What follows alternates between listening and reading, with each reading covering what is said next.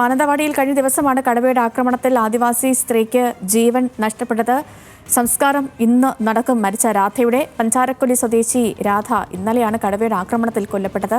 കടുവയ്ക്കായുള്ള തിരച്ചിൽ ഇപ്പോഴും ഊർജിതമാണ്. കടുവയെ പിടികൂടാൻ 100 അംഗ RRT സംഘത്തെയാണ് സജ്ജീകരിച്ചിരിക്കുന്നത്. വയനാട് നിന്ന് രതീഷ് വാസുവിനുണ്ട്. രതീഷ്, രാധയുടെ മൃതദേഹം ഇന്ന് വീട്ടിലെത്തും, 8 മണിയോടുകൂടി എത്തുമെന്നാണ് അറിയിച്ചത്. അത് എത്താനുള്ള സമയമായിട്ടുണ്ടോ? അതുമായി ബന്ധപ്പെട്ടുള്ള വിവരങ്ങൾ വേണം, സംസ്കാരവുമായി ബന്ധപ്പെട്ടുള്ള വിവരങ്ങൾ. ഒപ്പം തന്നെ ഇപ്പോൾ വനമന്ത്രി AK ശശീന്ദ്രൻ്റെ വാക്കുകൾ അനുസരിച്ച് അദ്ദേഹം വീട് സന്ദർശിക്കാനുള്ള സാധ്യതയുണ്ട്. അത് ഇന്നുണ്ടാകുമോ എന്ന കാര്യത്തിൽ ഉറപ്പില്ല. ഈ ആക്ഷൻ പ്ലാൻ രൂപീകരിക്കുന്നുണ്ട് കടുവയെ പിടികൂടാൻ ബന്ധപ്പെട്ട്. ഒപ്പം നാളെ ആലോചനാ യോഗം ചേരുന്നുണ്ട്.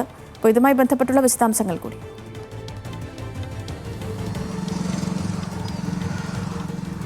സേതുലക്ഷ്മി, തീർച്ചയായും രാധയുടെ മൃതദേഹം അല്പസമയങ്ങൾക്കുള്ളിൽ, ആദ്യം 8 മണിയാണെന്നാണ് പറഞ്ഞത്, പക്ഷെ അല്പം കൂടെ വൈകും. അതിനുശേഷം ഇപ്പോൾ പഞ്ചാരക്കൊല്ലിയിലെ വീട്ടിലേക്ക് കൊണ്ടുവരും. ഞാനിപ്പോൾ നിൽക്കുന്നത് ആ വീടിൻ്റെ അല്പം മാറിയാണ് നിൽക്കുന്നത്. ആ വീട്ടിലാണ് ആദ്യം കൊണ്ടുവരിക. അതിനുശേഷം അവരുടെ മതപരമായ ചടങ്ങുകൾക്ക് ശേഷമാണ് വീട്ടുവളപ്പിൽ തന്നെ സംസ്കാരം നടക്കുക എന്നാണ് ബന്ധുക്കൾ ഇപ്പോൾ അറിയിച്ചിട്ടുള്ളത്.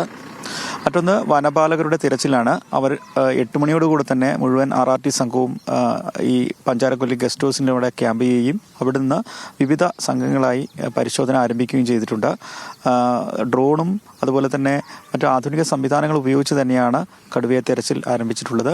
കുങ്കിയാനകളെ കൊണ്ടുവന്ന് അത്തരത്തിലൊരു തെരച്ചിൽ നടത്തണമെങ്കിൽ ആ സാധ്യതയും വനം വകുപ്പ് ആലോചിക്കുന്നുണ്ട്. നോർത്ത് വയനാട് DFO മാർട്ടിൻ ലോവലിൻ്റെ നേതൃത്വത്തിൽ ഒരു കമാൻഡിംഗ് ടീം ഉണ്ടാക്കിയിട്ടുണ്ട്, വനപാലകരെയൊക്കെ കൂടെ ചേർത്തുകൊണ്ട്.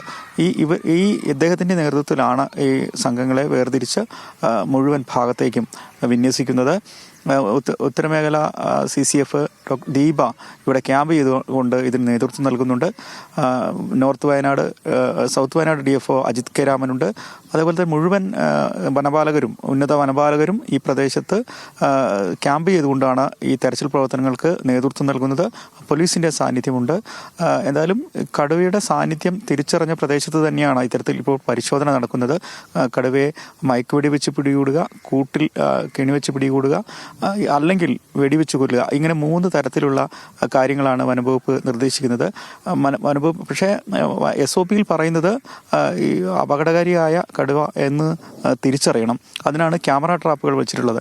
30ഓളം ക്യാമറ ട്രാപ്പുകളാണ് വിവിധയിടങ്ങളിൽ കടുവയുടെ സാന്നിധ്യം തിരിച്ചറിഞ്ഞ ഇടങ്ങളിൽ വെച്ചിട്ടുള്ളത്. ഈ ക്യാമറ ട്രാപ്പുകളിൽ ഈ കടുവ, ഈ രാധയെ ആക്രമിച്ച് കൊന്ന കടുവയാണ് എന്ന് തിരിച്ചറിയുന്ന തരത്തിലുള്ള ചില വിവരങ്ങൾ ലഭിക്കേണ്ടതുണ്ട്. എങ്കിൽ മാത്രമാണ് ആ കടുവയെ സാങ്കേതികമായി വെടിവെക്കാൻ പറ്റൂ എന്നാണ് വനംവകുപ്പിൻ്റെ ഔദ്യോഗിക വിശദീകരണം. അത് അങ്ങനെയാണ് ഇതിൻ്റെ രീതി. അതുകൊണ്ട് തന്നെ അതിനെ ഉറപ്പിക്കുക എന്നതാണ് വളരെ ശ്രമകരമായ കാര്യമാണ്. അതാണ് വനംവകുപ്പ് ആദ്യം ചെയ്യുക. അതിന് സമാന്തരമായാണ് കൂടുവയ്ക്കുകയും മയക്കുവെടി വയ്ക്കുകയും ഒക്കെ ചെയ്യുന്നത്. നേരിട്ട് വെടിവെക്കുക എന്നതിന് മുമ്പ് ഇത് ഉറപ്പിക്കണം, ഈ കൊലയാളി മരഭൂജിയായ കടുവയാണോ എന്ന് തന്നെ ഉറപ്പിച്ച ശേഷം മാത്രമേ വെടിവെച്ച് കൊല്ലുക എന്നതിലേക്ക് പോകാൻ കഴിയുള്ളൂ സാങ്കേതികമായി. അവർ എന്ത് തന്നെ വിശദീകരിച്ചാലും. എന്തായാലും അത്തരം നടപടികളും തുടർന്നുകൊണ്ടിരിക്കുകയാണ് പ്രദേശത്ത്. ശരി രതീഷ്, വ്യക്തമാണ്. കടുവയെ പിടികൂടാനുള്ള ശ്രമങ്ങളുമായി വനം വകുപ്പ് തിരച്ചിൽ ഊർജിതമാക്കി മുന്നോട്ട് പോകുന്നു.